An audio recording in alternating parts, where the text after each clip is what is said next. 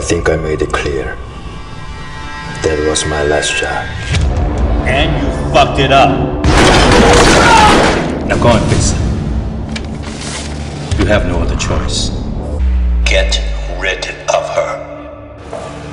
So you want me to kill off the family? That's a good opportunity, man. Don't overthink it. What if I refuse? 경찰은 당신 못 지켜. 살고 싶으면 빨리 병실에서 나와. 당신 누구야?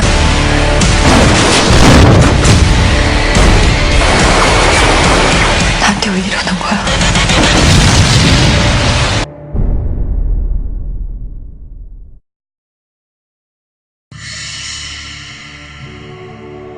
단 하나의 작품을 위해 캐나다의 보리와 맑은 물을 담아 자연으로 만든 정정 보리 소주.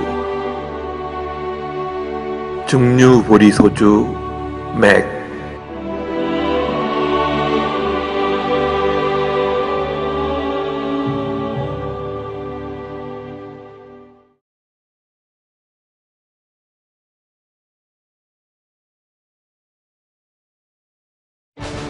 이번 주 시청자 의회. 오늘 세월호 참사 52일째입니다. 또 한 사람이 가족들의 곁으로 돌아왔습니다. 균형 있는 보도를 위한 꾸준한 행보. JTBC 뉴스9을 바라보는 시청자의 눈. 시청자는 290명이고요.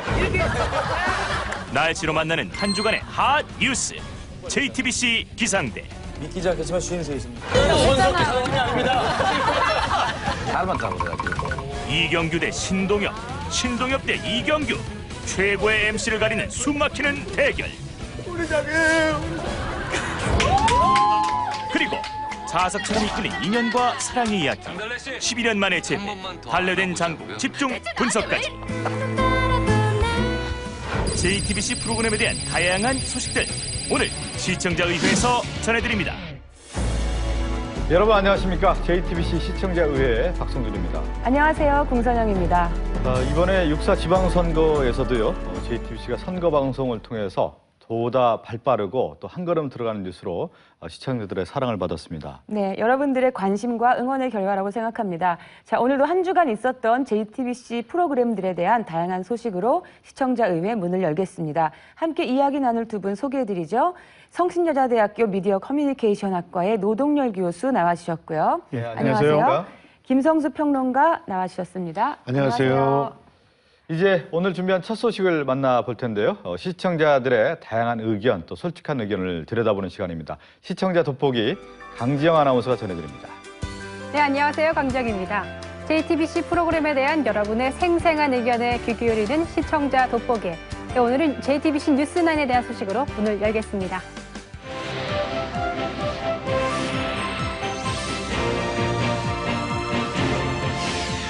한 걸음 더 들어가는 뉴스, JTBC 뉴스9. 예, 이렇게 유 전 회장이 공권 세월호 수색, 6.4 지방선거 등 주요 뉴스들에 대한 깊이 있는 보도를 이어간 JTBC 뉴스9에 많은 분들이 다양한 의견을 전해주셨는데요. 경찰도 있을 가능성을 내비친 겁니다. 조택수 기자의 보도입니다. 유병헌 전 세무그룹 회장이 검경의 추적을 보란듯이 따돌리고 있습니다. 구원파 신도들의 치밀한 보호와 협조가 있기에 가능한 것으로 검찰은 보고 있습니다. 10만 성도가 하루씩 유병헌을 숨겨줘 결국 모두가 다 잡혀가게 된다 하더라도 최후까지 그를 내놓지 않을 것입니다.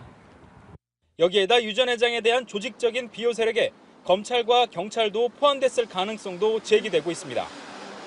특히 세월호 수사를 맡았던 해양경찰청의 이용욱 전 정보수사국장은 물론 유 전 회장의 출판 기념회 자리에 참석했던 검사의 사례에서 보듯 구원파 측이 먼저 50대 남성 시청자께서는 검찰 수사의 문제점을 파헤쳐서 어떻게 하면 유병헌을 잡을 수 있을지 보도해 주십시오. JTBC는 다른 방송과 다르다고 봅니다. 새로운 사실을 시원하게 보도해주면 좋겠습니다라는 의견을 전하셨고요. KBS 기자협회는 길환영 사장을 검찰에 고발하는 한편 내일 지방선거 개표 방송도 거부하기로 결정했습니다. 취재기자 지금 KBS 앞에 나가 있습니다. 이호진 기자 나와 있죠. 예, 여의도 KBS 앞에 나와 있습니다. 예, KBS 기자협회가 길환영 사장을 검찰에 고발했다고 하는데 어떤 혐의로 고발했습니까? 예, KBS 기자협회는 오늘 길환영 사장을 방송법 위반 혐의로 서울중앙지검에 고발했습니다. 협회는 고발장에서 길 사장이 정권에 불리한 자막을 삭제하도록 지시하거나 박근혜 대통령과 관련된 꼭지를 20분 안에 소화하라고 주문해왔다고 주장했습니다. 예. 특히 세월호 참사 보도와 관련해 해경을 비판하는 보도를 자제시켜왔다고 주장했는데요. 40대 여성 시청자께서는 기자가 말머리에 계속 어라는 소리를 내 거슬립니다. 이런 점을 철저하게 모니터링해 해당 기자에게 전달해 주길 바랍니다라는 의견을 남기셨습니다. 공영방송의 사장으로서 이를 어겼다는 겁니다. 예, 본격적으로 연휴가 시작됐습니다. 오늘은 날씨도 참 좋았네요. 오늘 세월호 참사 52일째입니다. 또 한 사람이 가족들의 곁으로 돌아왔습니다. 이분은 선원들이 보면서도 버리고 떠났던 조리사분이었습니다. 이제 14사람의 실종자와 그 가족들이 남았습니다. 진도를 지키고 있는 실종자 가족분들께 아직도 모든 사람들이 잊지 않고 지켜보고 있다는 말씀을 전해드립니다. 첫 소식 진도 팽목항에 나가 있는 서복현 기자를 연결해서 듣겠습니다. 서 기자 나와 있죠. 네, 팽목항에 나와 있습니다. 그리고 50대 남성 시청자께서는 JTBC 뉴스9 방송 시간에 타 채널에서는 오락 프로그램을 방송하고 있습니다. 다른 방송사에서 JTBC를 경계하고 있는 것 같은데 JTBC도 뉴스 시간을 앞당기거나 늦추는 게 어떨까 하는 생각이 듭니다라는 의견을 전하셨습니다. 대한민국 건강의 세계준을 제시합니다. 당신의 생활을 알아야 건강이 보입니다. 닥터의 승부! 여러분의 건강을 책임지는 유쾌한 TV 주치 닥터의 승부. 주인공은 원조 요정입니다. 딸 쌍둥이 엄마이기도 하고요. 또 큰 아드님도 있고. 야, 애가 벌써 셋입니다. 슈 반갑습니다. 지난 125회 방송에서는 어느덧 새 아이의 엄마가 된 원조 요정 슈의 24시간이 공개됐는데요. 저희는 일단 시간이 없어서 한 번에 먹으면서 영양가 많은 거. 그런 걸 생각해요. 그럼 쌀에다가 쌀에다가 그러니까 반찬은 사실 많지 않아도 영양가 많은 거 있죠. 밥 안에 밤, 은행, 대추 넣을 때도 있고 곤드레, 오늘처럼 콩나물, 우엉, 표고버섯 이런 거를 조리할 시간 따로 없잖아요. 그냥 따로 넣어요. 오늘은 제가 어제 이거 사놔가지고. 뭐예요? 모구떼. 그냥 먹자. 새 아이를 키우느라 제대로 식사할 시간도 부족한 열혈 엄마 슈. 일주일에 2번. 쌍둥이들은 지금 저희 언니가 와줘가지고 같이 빠지고 있어요 지금. 운동하실 때는? 네, 좀 잠깐.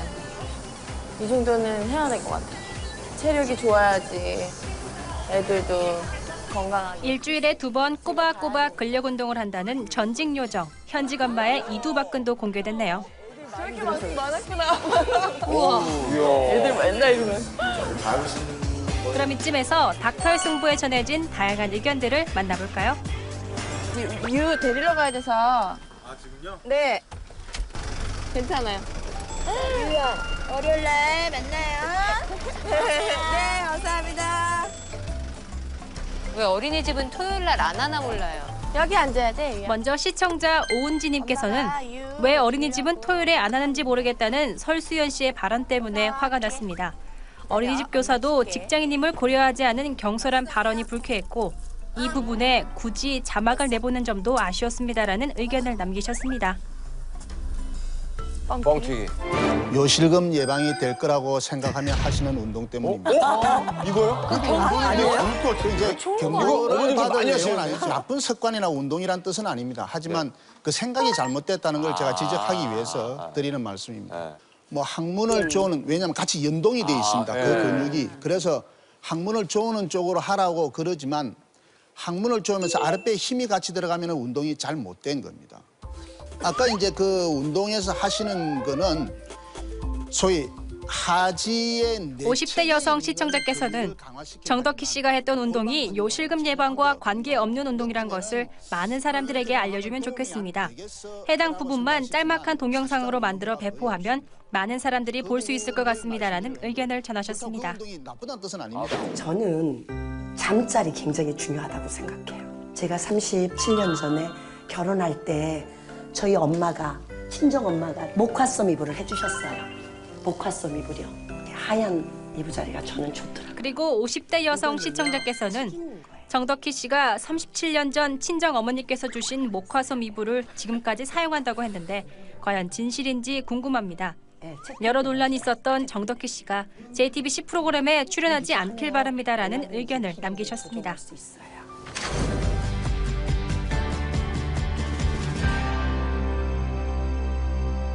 이번에는 6.4 지방선거 개표방송 2014 우리의 선택에 전해진 시청자 의견들을 전해드리겠습니다. 교육감으로 좀 넘어가 보겠습니다. 네, 화면 함께 보시죠.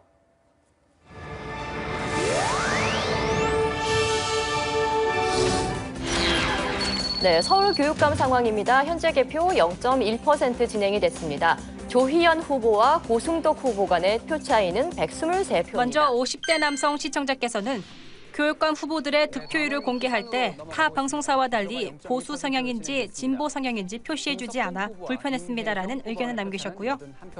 네. 안영원 의원님. 초창기에는 남경필 후보가 민주당 후보에 비해서 압도적으로 높았었죠. 그런데 개입한 것은 이런 게 있습니다. 사실 남경필 후보는 당내 경선이 치열하지 않았습니다.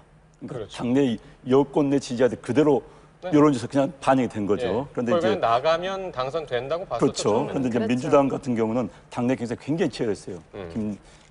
세 분이 그렇기 때문에 초창기에 민주당 내에서 김진표 후보를 지지하지 않았던 그 민주당 당원들이 여론조사에 응한 40대 남성 시청자께서는 안형환 전 의원이 새정치민주연합을 계속 민주당이라고 이야기했습니다. 정당 이름도 제대로 모르고 있는 것 같은데 방송에서는 똑바로 말해주길 바랍니다라는 의견을 전하셨습니다. 반반입니다. 네, 지금 이 시각 오전 12시 40분을 지나고 있습니다. 네, 이 시간이 갈수록 개표도 속도를 내고 있다고 하는데요. 지금 이 시각 개표율 먼저 확인해 보시죠. 네, 지금 이 시각 개표율입니다. 26.7%를 기록하고 있는데요. 조금 전만 해도 20% 초반대 개표율이었는데 이제 30%를 향해 가고 있습니다. 네, 계속해서 충남지사입니다. 개표 38.7%. 새정치민주연합의 안희정 후보 당선이 유력합니다. 그리고 30대 남성 시청자께서는 저는 시각장애인입니다. 이번에 JTBC 개표 방송을 시청했는데 대부분의 정보를 자막으로 보도해 조금 불편했습니다. 시각장애인들을 위해 조금만 더 배려해주면 좋을 것 같습니다라는 의견을 남기셨습니다. 이낙연 후보 네, 오늘은 JTBC 뉴스9, 닥터의 승부 그리고 6.4 지방선거 개표 방송 2014 우리의 선택에 대한 여러분의 의견들을 만나봤습니다. 앞으로도 아래 주소의 게시판과 시청자 상담실을 통해서 JTBC 프로그램에 대한 여러분의 많은 의견 남겨주시길 바랍니다. 네, 이번 주에도 시청자 돋보기를 통해서 여러 가지 다양한 시청자들의 목소리 들어봤습니다. 이에 대해서 몇 가지 의견 한번 좀 살펴볼까요? 먼저 이 JTBC 뉴스9의 방송 시간에 관한 시청자의 제안인데 타사 오락 프로그램을 피해서 이 시간대를 좀 변경하는 게 어떻겠느냐라는 의견을 주셨습니다. 이에 대해서 어떻게 생각하십니까? 뉴스라는 게 이제 9시라는 건 어떻게 보면 전공법을 선택을 해서 방송을 하고 있는 것이죠. 편성을 하고 계시는 건데 8시 방송을 하나 9시 방송을 가나 장단점은 분명히 존재하는 거고 뉴스는 뉴스대로 예능은 예능대로 경쟁을 또 해야 되는 상황은 동일하게 유지가 되는 것이니까 그건 이제 전체적인 상황을 봐서 JTBC가 이런 시청자 의견을 반영할 필요는 있을 것 같아요. 그러니까 고민해 볼 필요는 있을 것 같아요. 그러나 다른 시청 의견에서 나타나는 그 시청자 소감이 저는 또 중요하다고 생각이 되는데 유병헌 보도에 있어서 유병헌이라는 사람을 어떻게 하면 잡을 수 있는지 JTBC 뉴스9에서는 좀 알려줄 수 있는 거 아니에요? 좀 알려줬으면 좋겠다라는 시청자 소감이 있거든요. 그러니까 이 뉴스가 가지고 있는 기능에 대한 역할에 대한 새로운 어떤 보면 의견이신 것 같아요.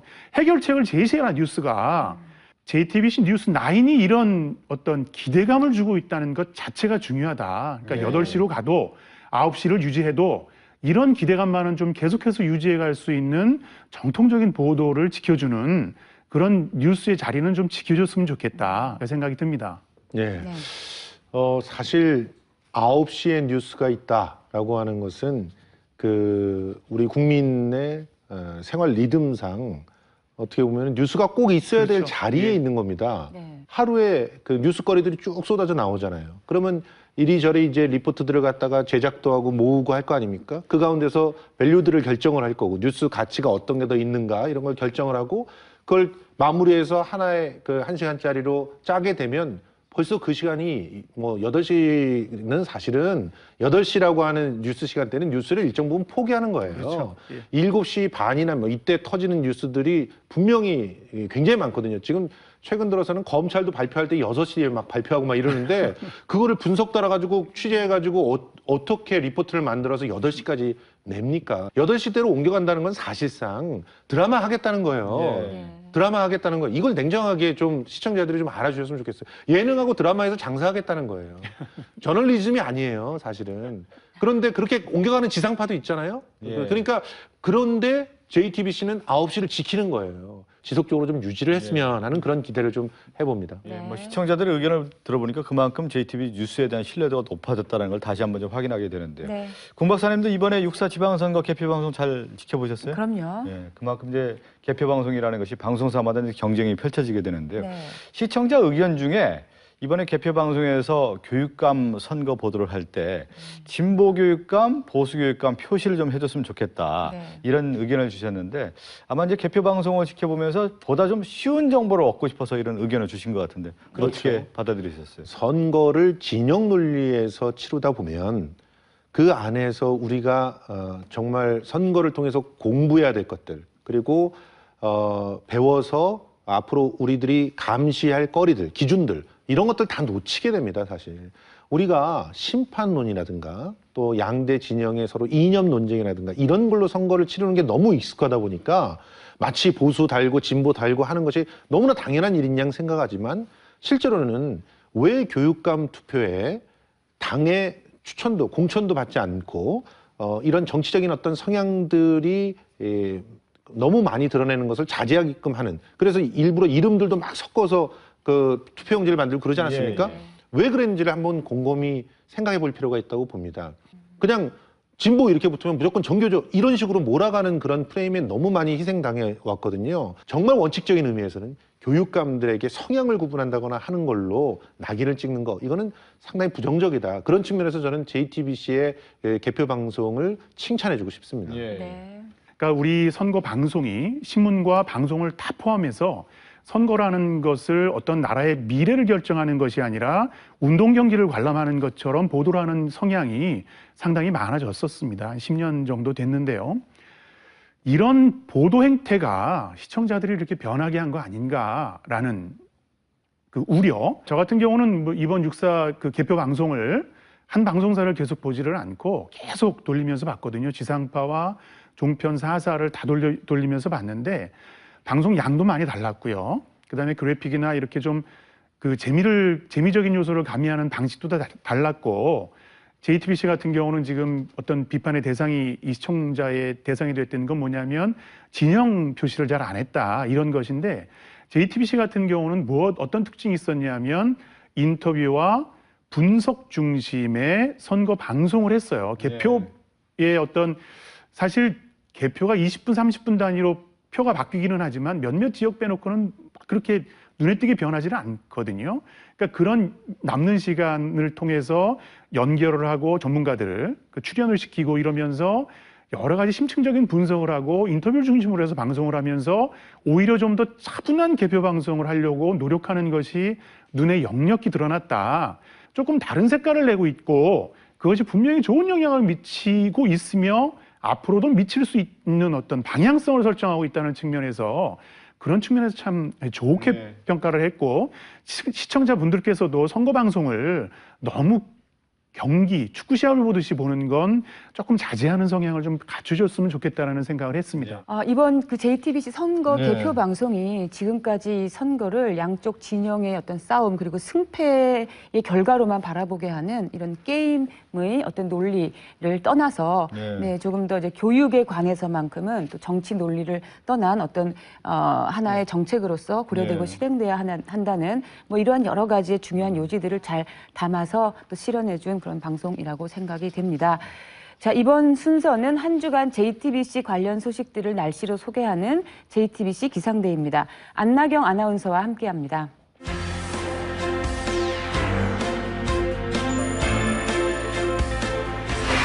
안녕하세요. 안나경입니다. 날씨로 만나는 한 주간의 한 뉴스 JTBC 기상대. 오늘도 따끈따끈한 소식들이 준비되어 있는 토막 뉴스로 문을 열어볼 텐데요. 먼저 지난 한 주 가장 높은 시청률을 기록한 프로그램을 만나보겠습니다. 지난주에도 엎치락 뒤치락 치열한 시청률 경쟁이 벌어졌는데요. 하지만 어떤 프로그램도 JTBC 뉴스9의 연승 행진을 저지하지 못했습니다. 이로써 3주 연속 시청률 왕자를 지킨 JTBC 뉴스9 6월 2일 방송은 AGB 닐슨 미디어 리서치 유료 가구 전국 기준 시청률 4.74%를 기록했습니다. 이어서 만나볼 두 번째 토막 뉴스는 JTBC 새 예능 프로그램에 대한 소식입니다. 성시경, 유세윤, 그리고 전현무가 오는 7월 방송될 새 예능 프로그램 비정상회담의 MC로 발탁됐습니다. 비정상회담은 한국에 거주하고 있는 다국적 출연진을 초대해서 서로의 문화에 대해 알아보고 또 비교해보는 프로그램인데요. 마녀사냥, 히든싱어 등의 프로그램에서 맹활약하고 있는 성시경, 유세윤, 전현무, 이 세 남자의 새로운 모습 기대해보겠습니다. 계속되는 순서는 한 주간 가장 핫한 순간과 가장 차디찬 반응이 전해진 순간을 함께 만나보는 핫앤콜드인데요. 시선 집중, 시청률 최고의 1분부터 함께 보시죠. 지난 한 주 가장 뜨거웠던 순간. 6월 2일 방송된 특집 6.4 지방선거 서울시장 후보 토론의 한 장면인데요. 예, 예고해드린 대로 지금부터는 6.4 지방선거 최대 관심 지역이자 대선 주자급 인물 간 대결이라는 점에서 관심을 더 모아온 서울시장 후보 정몽준 대 박원순, 박원순 대 정몽준 두 후보 간의 맞토론을 진행하겠습니다. 토론 준비들 많이 하셨습니까? 정 후보께서는. 새누리당 정몽준 후보와 새정치민주연합 박원순 후보의 마지막 TV 토론이 진행된 이날 방송에서 AGB 닐슨 미디어 리서치 유료 가구 전국 기준 분당 최고 시청률 6.65%를 기록한 바로 그 순간을 여러분께 공개합니다. 두 분 마무리 발언 안 하셔도 되죠? 시간이 많이 지나서요. 뭐 시켜주시면 감사하겠고요. 안 시켜주면 그러면 제가 편성적에 직접 지금 얘기하기는 어렵습니다만은 그럼 시간을 좀 지켜주십시오. 1분씩만 그래도 마지막 토론이 있으니까 1분씩만 마무리 발언 기회를 드리도록 하겠습니다. 순서에 입각하자면 박원순 후보께서 먼저 하실 수 있습니다. 말씀하시죠. 이번 선거는 세월호 이전으로 되돌아가느냐 아니면 새로운 사회로 나아가느냐를 결정짓는 그런 선거입니다. 지난 2년 6개월 서울은 새로운 변화를 걸었습니다. 속도보다는 방향이 중요했습니다. 서울의 변화 이대로 멈출 수 없다면 꼭 투표해 주십시오. 서울의 변화를 함께할 구청장, 시의원들도 꼭 기억해 주십시오. 여러분의 한 표가 우리를 바꾸고 서울을 바꾸고 대한민국을 바꿀 것입니다. 박원순의 시즌2는 다시 시민이 시장입니다. 박원순 후보의 마무리 발언에 전국 수많은 시청자들의 시선이 모아졌습니다. 시민 곁에서 시민을 지켜온 저 박원순 여러분과 함께하겠습니다. 네, 핫앤콜 지난주 시청률 최고의 1분을 함께 봤는데요. 이번에는 가장 매서운 반응이 전해진 장면을 만나보겠습니다. 시청자들의 따끔한 지적이 쏟아진 프로그램. 망명 신청까지 했다는 유 전 회장, 현재 거취는 아직 6월 3일 방송된 전영우의 시사 집중이었는데요. 이태종 구원파의 임시 대변인 전화로 연결해서 이 내용 한번 직접 들어보도록 하겠습니다. 안녕하세요. 네, 안녕하십니까. 네, 우리 이 임시 대변인 지금 현재 어디에 계십니까? 네, 금수원에 있습니다. 아, 예. 그럼 지금 금수원 안에 분위기 좀 제가 한번 확인해 볼까요? 예, 뭐 이제 그 지역에서 많이들 오셔가지고 한 1000여 분들 강당 안에 모여 있는 것 같습니다. 아, 강당에 모이셔서 그럼 뭐 계속 어떤 걸 진행하고 계시나요? 이제 보통 이제 성경 말씀을 듣거나 뭐 찬송가를 부르거나 이제 이러고 있는 거. 저희가 한번 저희 시사 집중이 좀 단도직입적으로 물어보겠습니다. 이 유병헌 전 회장 금수원 안에 있습니까? 없습니다. 그럼 확실합니까? 제가 아는 한은 확실합니다. 그럼 어디 있습니까? 전혀 모르겠습니다. 답이 좀 짧군요. 그렇다면 지금 구원파가 이 유병헌 전 회장의 도피를 돕고 있다고 하는데요. 아닙니까?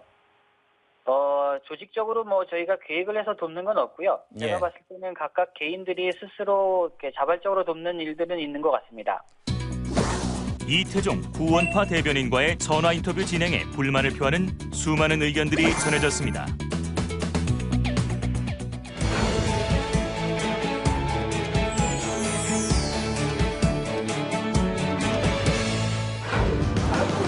안녕하세요. 여기는 다시 JTBC 기상대 안나경입니다. 시청자의 다양한 의견을 생생하게 전하는 시청자 신문고. 오늘은 서울 용산역 광장에 찾아왔는데요. JTBC 프로그램에 대한 시청자들의 솔직한 생각 지금부터 함께 들어보겠습니다. 네, 그럼 지금부터 시민분 직접 만나서 이야기 들어보겠습니다. 안녕하세요. 안녕하세요. 네. 네, 마녀사냥 요즘에 너무 재밌어서 잘 보고 있어요. MC들이 다 남자라서 조금 여성 MC들이 있었으면 더 좋지 않을까. 네. 추천 MC야? 네, 이쁘신 분들로.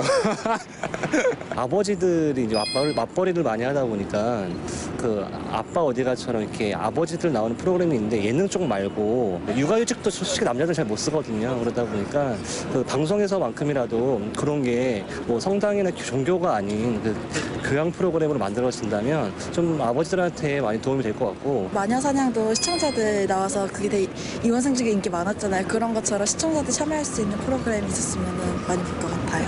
둘째 며느리가 어머니 뉴스 보실 때는 다 그 방송 보시지 말고 거기 뉴스는 정확도가 세밀하게 잘 그냥 이해가 가게 쏙쏙 이렇게 잘 한다고 그 방송을 보라고 그러더라고요. 범죄자 얼굴 공개 같은 거 있잖아요. 그런 부분에서 이제 피해자 그 범죄자들의 인권보다는 이제 이런 시청자들의 알 권리에 대해서 좀 더 신경 쓰는 그런 점이 좋다고 생각했습니다. JTBC 같은 경우가 아주 나는 기대를 방송국 4개 나온 것 중에서 제일 기대를 했는데, 근데 내가 보면은 그런 그 사람 쓰는 데서 말이지 문제가 있다고 나는 생각한다고. 좀 더 참신하고 삼성그룹에 맞는 말이지 그런 사람들을 써가지고 좀 대한민국 방송을 확 좀 잡았어야 될 거 아니냐고 내가 보면은. 그래서 하여튼 무궁한 발전이 있길 바라요. JTBC. 네, JTBC 기상대를 통해서요. 또 JTBC 관련 소식 또 시청자들의 의견을 들어봤는데 이번에 가장 핫한 순간은 육사지방선거 서울시장 후보 토론회가 있었고요. 또 전용의 시사집중에서 그 구원파 대변인을 인터뷰하는 것이 가장 또 시청자들의 좀 싸늘한 반응이 있었는데 기상대를 통해서 시청자들 의견을 어떻게 보셨는지요? 일단 여러분들께서 반드시 좀 분리해서 봤으면 좋겠는 게 있습니다. 유병헌은 범죄자지만 그 구원파 신도들이 다 범죄자는 아니잖아요. 마찬가지로 유병헌 씨에게 반론권을 줘야 된다라고 하는 건 논란의 여지가 있을 수 있겠지만 지금 현재 이렇게 구원파 신도들을 대표하는 사람들에게 자신들이 어떤 의견을 갖고 있는가 이건 들어볼 필요가 있는, 반드시 또 어떤 면에서는 이런 반론권들이 보장돼야 될 그런 그 순간들이 이 저널리즘 안에서는 있는 겁니다. 이번에 이 인터뷰는 반론권에 대한 측면에서는 충분히 시도에 볼만한 인터뷰였다고 생각을 해요. 그런 시도 자체를 하지 말아라라고 하는 것들은 좀 문제가 있다고 보는데 이제 내용과 형식이 좀 지적이 되는 부분들이 있겠죠. 적절한 질문을 했는가, 그리고 원하는 만큼 집요하게 또 질문을 했는가, 그리고 그 질문들의 어떤 내용들을 가지고 충분한 토크들을 해서 그야말로 객관적인 입장에서 시청자들에게 내용을 전달하려고 했는가 이런 부분이 문제라고 저는 생각을 합니다.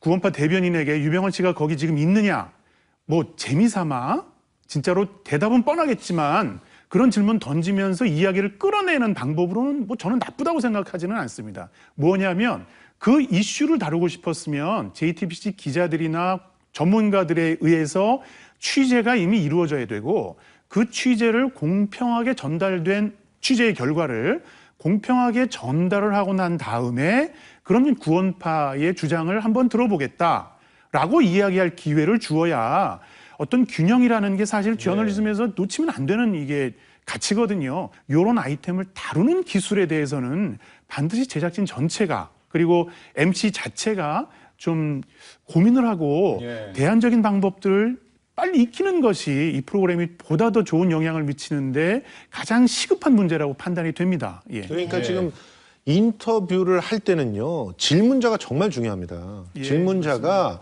필요한 질문들을 해야 되고 또 예기치 못한 답변들이 나왔을 때는 그 답변들이 이해될 수 있을 만큼 집요하게 질문을 해줘야 되고요.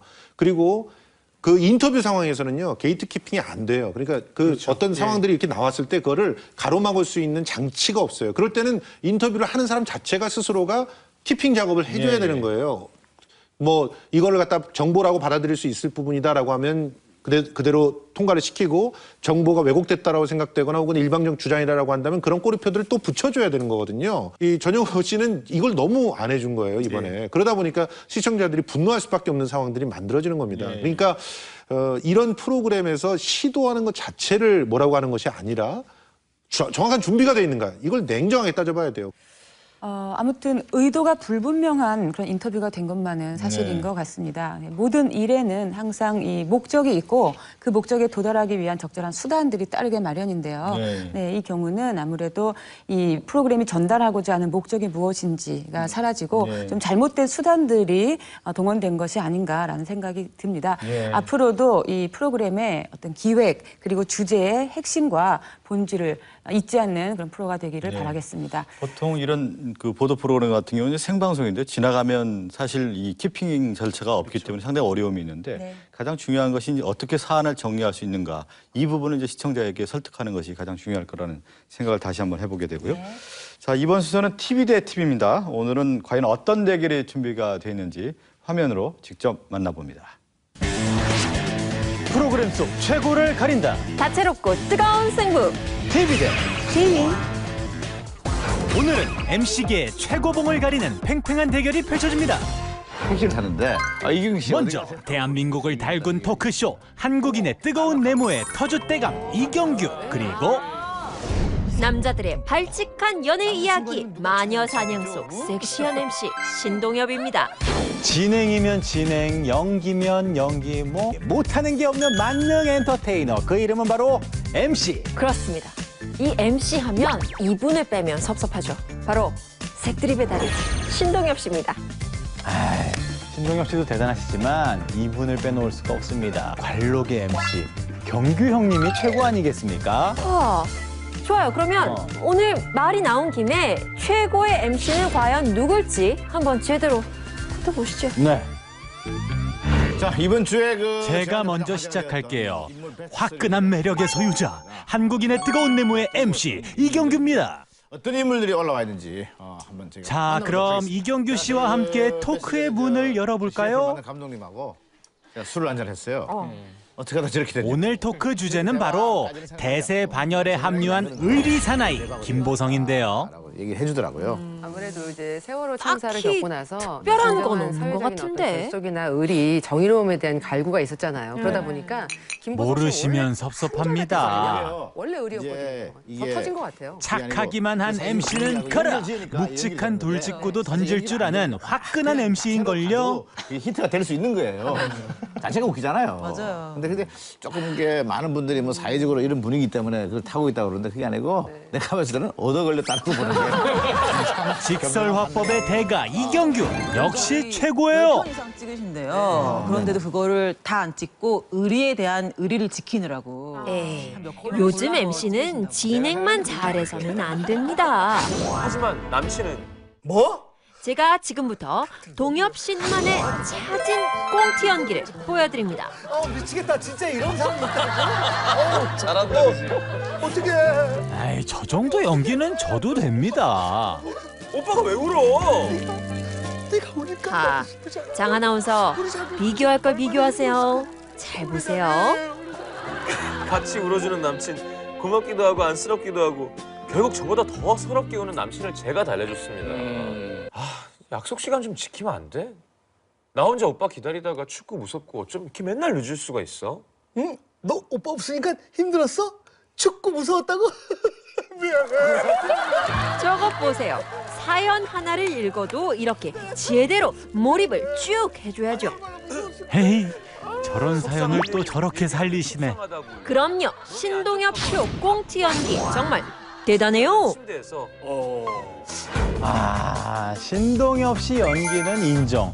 아, 얼마나 웃었는지 모르겠네요. 하지만 이 정도로는 경규 형님한테 못 이깁니다. 그래요? 네. 그럼 뭐 얼마나 대단한 MC인지 한번 보여주시죠.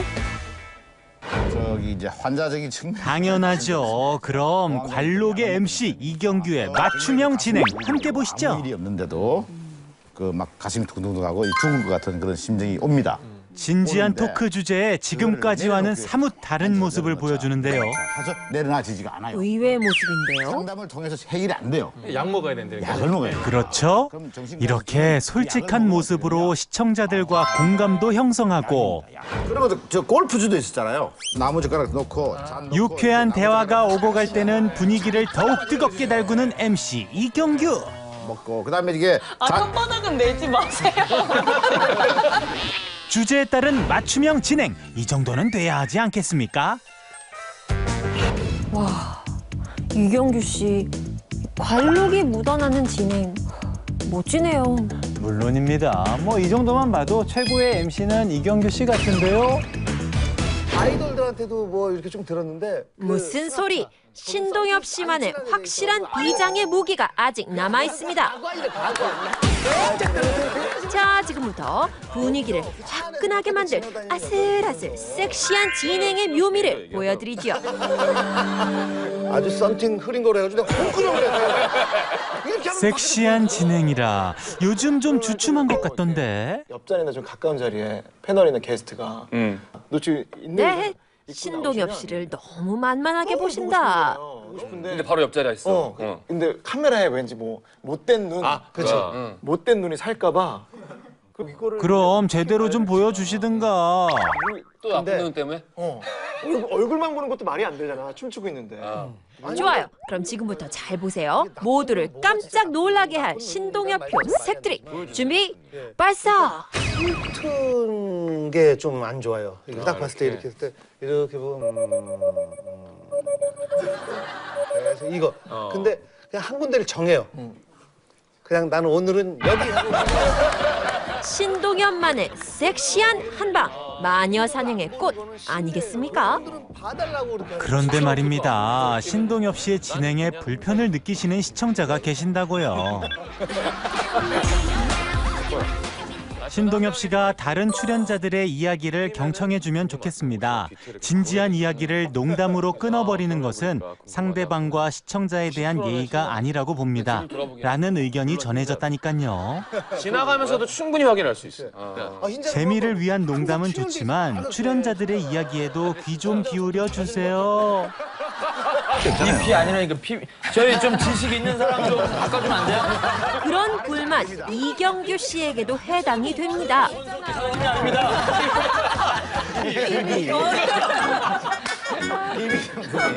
저는 잘 몰랐는데 제가 라면이 제가 한번 언제 히트를 시킨 적이 있잖아요. 한 시청자께서 이경규 씨가 출연자들에게 윽박지르면서 자기 주장만 내세우는 모습이 불쾌합니다.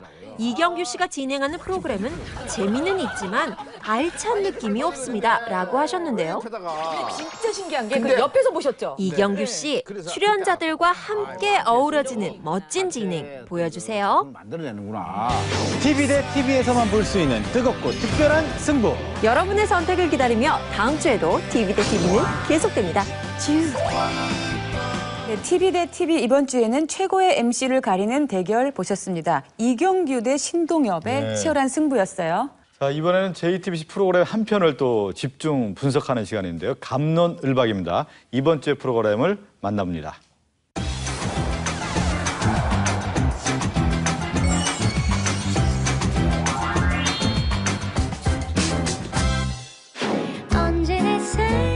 갑론을박이 주목한 이번 주의 프로그램. 꿈처럼 하루가 끝이 나도 똑같이 서 있는 내 모습은 힘들고 12년 만에 재회, 달래된 장국입니다.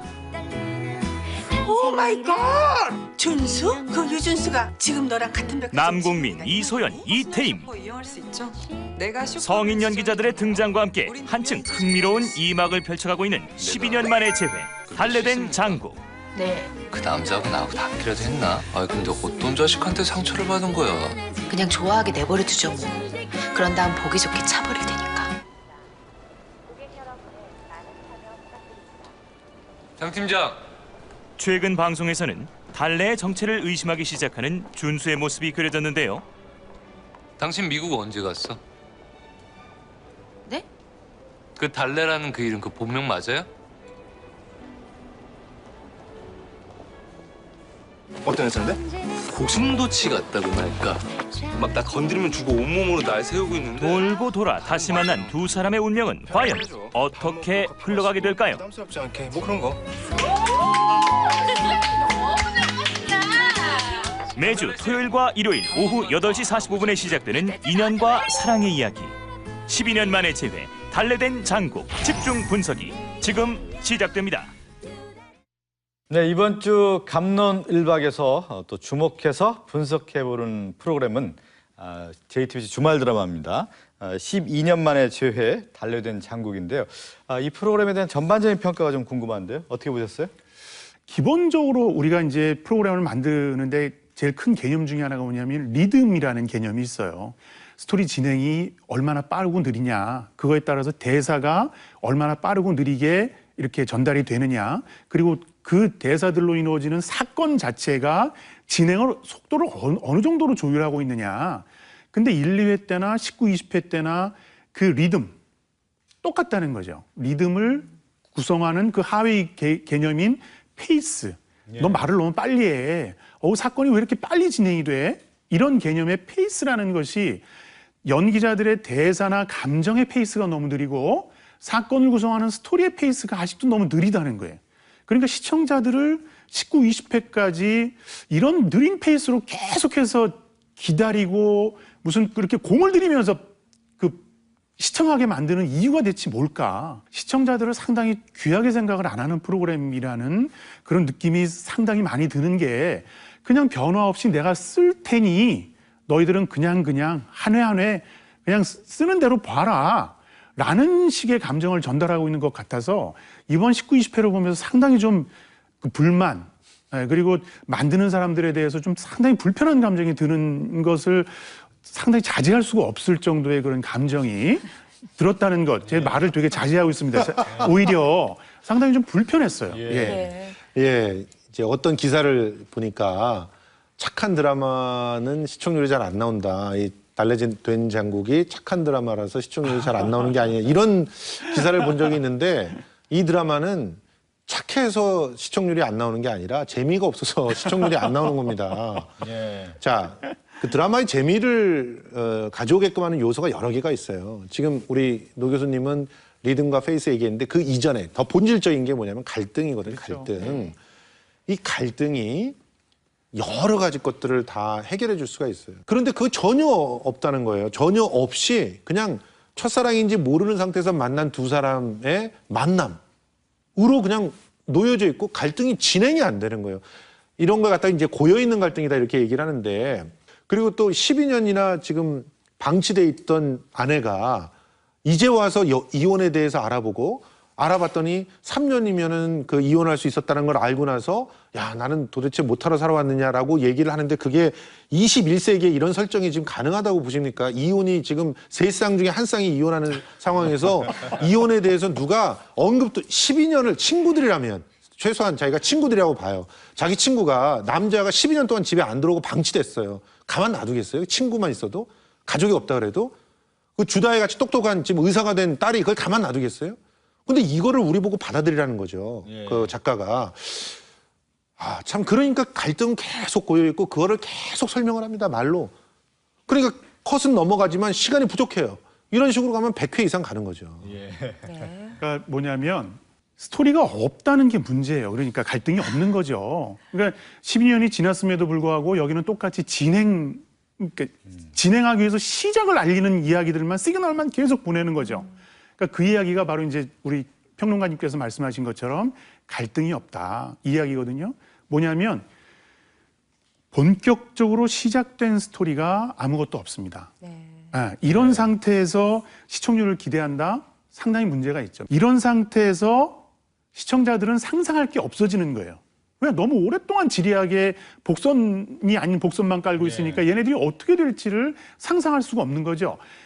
갈등의 빈자리를 좀 만들어주면 그 빈자리를 시청자들이 자기 스스로 생각하는 거, 상상하면서 메꾸어서 완성체를 만드는 거거든요, 이 드라마라는 게. 근데 뭔가를 채워주질 않으니까 다 비어있는 거죠. 그러면 시청자가 드라마를 써야 되는 거예요. 그렇죠. 그러니까 뭐냐? 기대감이 생기질 않는다는 겁니다. 참 큰 문제라고 저는 생각이 돼요. 지금 그 갈등이 없다 이렇게 말씀하셨을 때 작가는 굉장히 그 불만을 가질 수도 있어요. 왜냐하면 갈등이 될 수 있을 만한 씨앗들은 너무 많이 뿌려놨거든요.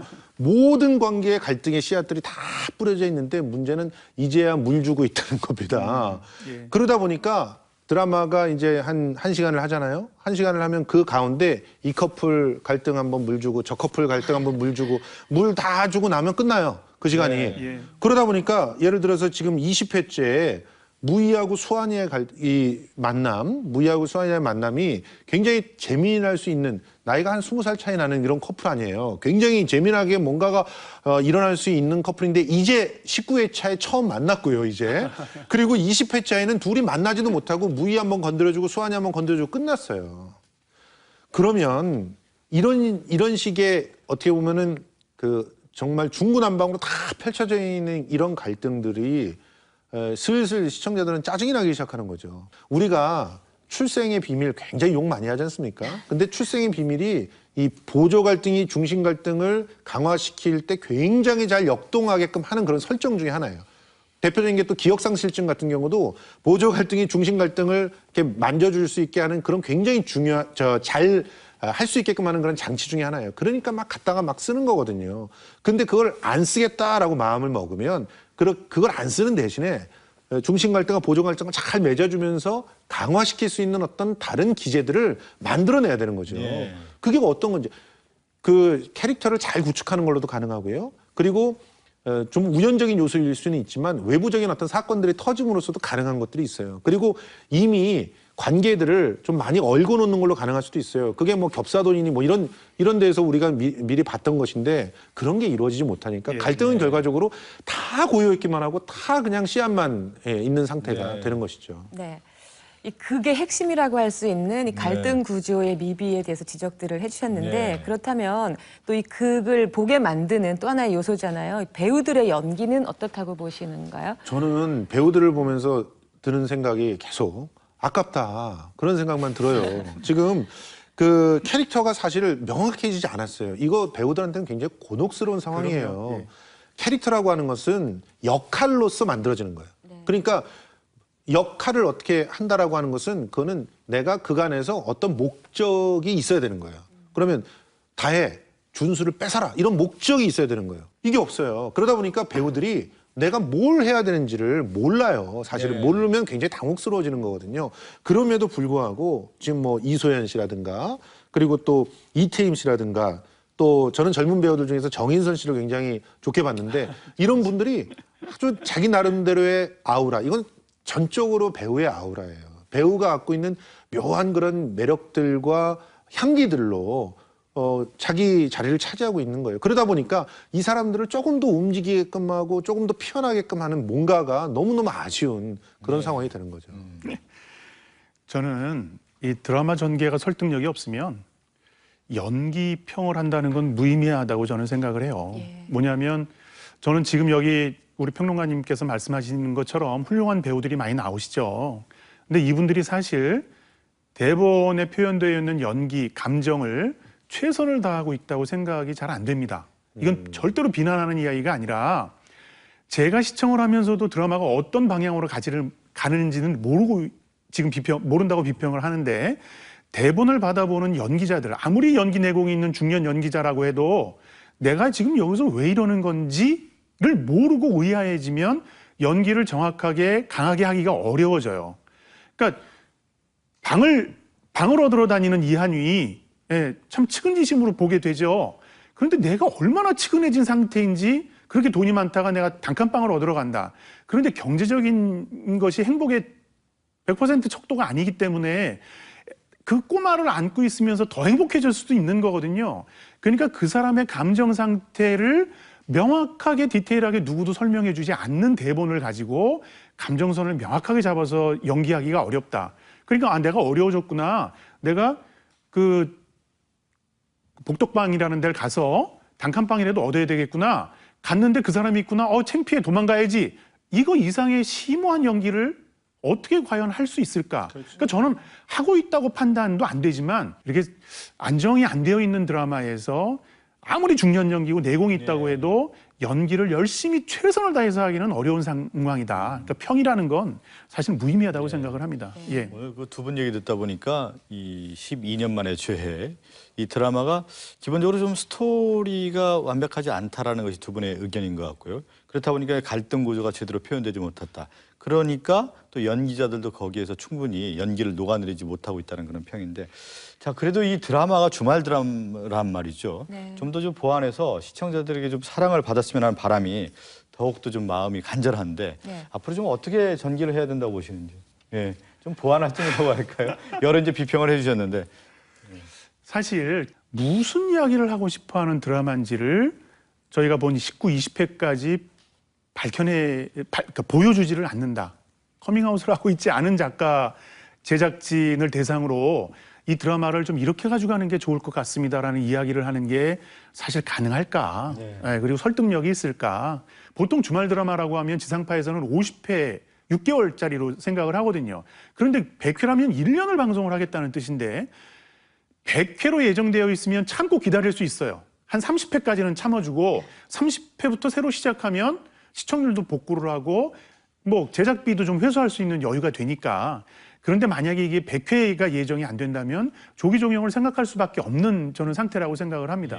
지금 스토리를 빌딩을 해가지고 관심을 끌 수 있을까요? 관심을 지금까지도 갖지를 못하는 상태에서 관심을 끌기 위해서라면 연기자를 새로 투입하거나 이런 정도 가지고는 이게 되지 않는 거거든요. 연기자를 새로 투입한다고 해서 남녀 주인공 3명을 다 바꿀 수는 없는 거지 않습니까, 이게. 그러니까 진짜 시청자분들한테 너무 죄송하고 너무 열심히 참여해주는 연기자들이나 스태프들한테는 너무 미안하지만 이 스토리를 가지고는 더 이상 끌고 가기는 좀 어렵지 않을까, 저는 이 생각을 합니다. 제가 그 지난번 평가 때 그런 얘기를 했었어요. 여기서 죽었는 줄 알았던 아이가 살아있다는 게 밝혀지면 정말 갑자기 스토리가 급진전될 것이다. 근데 그러지 않았으면 좋겠다 이렇게 얘기를 했잖아요. 지금 와서 생각은 반대예요. 지금 그렇게라도 돼서 지금 갈등이 만들어져야 돼요. 그래서 준수가 갑자기 자기가 책임져야 될 아빠가 되고 다혜가 그냥 썸 타고 있었는데 진짜 정확하게 내가 더 나서서 준수를 잡아보겠다 이렇게 가고, 그러면서 다혜가 빠져나갈 것 같으니까 준성이가 또 뭐 다혜를 잡기 위해서 난리가 나고, 그런 식으로 가야 이제 드라마가 되는 거예요. 그나마. 그러면서 과연 그 12년 전에 실수로 낳은 애에 대해서 책임을 남자가 져야 되느냐 말아야 되느냐에서부터 시작해가지고 12년 동안 그 숨긴 것이 여자로서 정말 도덕적인가 아니냐 이런 논란도 불러일으키고 하면서 시대적인 어떤 그 인식들도 한번 되짚어볼 수 있고 하는 그런 상황이 되는 거예요. 지금 여기서 조기 정형을 하게 되면은 배우들은 얼마나 힘들고 또 그 제작 여건들이 또 얼마나 힘들게 되겠습니까? 이런 부분들은 참 있어서는 안 될 일이라고 생각을 하는데, 그런 측면에서 저는 뭐 이게 대안이 될지 어떨지 한번 뭐 여러분들이 보셔야 되겠지만 빨리 갈등을 심화시킬 수 있는 특단의 조치가 필요하다. 그 조치가 들어가서 갑자기 이 인물 관계들이 한번 정리가 싹 되면서 그 중심 갈등을 토대로 해가지고 재편이 되는 그런 모습들이 보이지 않으면 안 되겠다는 생각을 해봅니다. 네. 오늘 감론을박에서는 12년 만에 재회, 달래된 장국에 대한 진솔한 이야기들 나눠봤습니다. 애정을 갖고 지켜봐 주시는 시청자분들 많으시거든요. 네, 그 시청자들을 위해서도 남은 이야기를 좀 더 깔끔하고 그리고 힘있게 잘 진행해서 마무리할 수 있기를 기대하겠습니다. 오늘 그 두 분의 평론가 날카로운 시선이었지만 또 깊은 애정을 가지고 오늘 평론을 해주셨습니다. 네. 자, 이제 오늘 마지막 순서를 만나보겠습니다. 프로그램 속에 숨어있는 잘못된 표현들을 찾아보는 시간입니다. 바른말 숨바꼭질 술래 강지영 아나운서가 전합니다.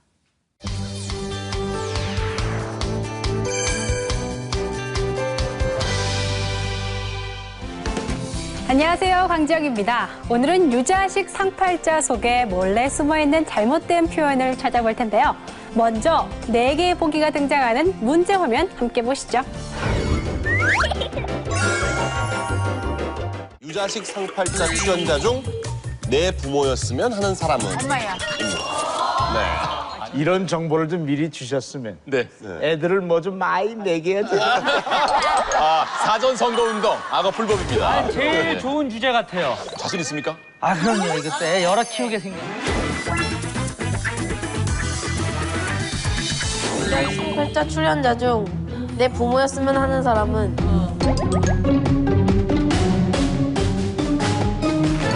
남정 아저씨다.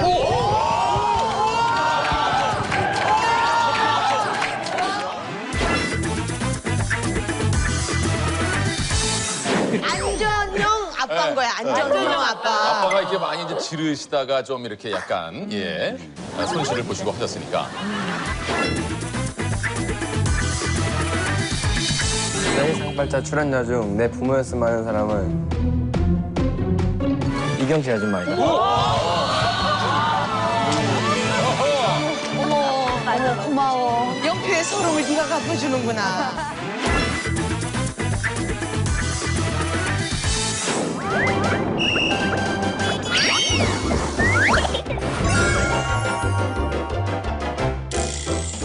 네, 오늘의 보기는 같아요, 왠지, 지르다, 그리고 서름이었는데요. 이 4개의 보기 중에 잘못된 표현, 과연 무엇일까요? 자꾸 틀리시네요. 3번 지르다 아니냐고요? 땡! 아닙니다.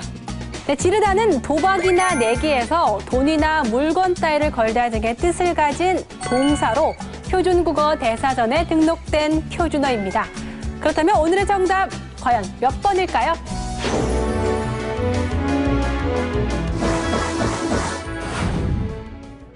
네, 바로 1번 같아요가 바로 이번 주에 바로잡을 표현입니다. 같아요 또는 같아, 생활 속에서 종종 사용하는 말이지만 이 두 표현은 모두 잘못된 표현인데요. 어떤 사실을 서술하거나 물음, 명령, 청유를 나타내는 종결 어미는 뭐뭐아이므로 같아요 또는 같아라고 말하는 것이 올바른 표현입니다. 그럼 화면을 다시 한번 보면서 잘못된 표현을 바르게 고쳐볼까요? 애들을 뭐 좀 많이 내게 해야 돼. 사전 선거 운동 악어 불법입니다. 제일 좋은 주제 같아요. 제일 좋은 주제 같아요. 같아요. 앞으로는 같아요라고 바르게 말해주세요.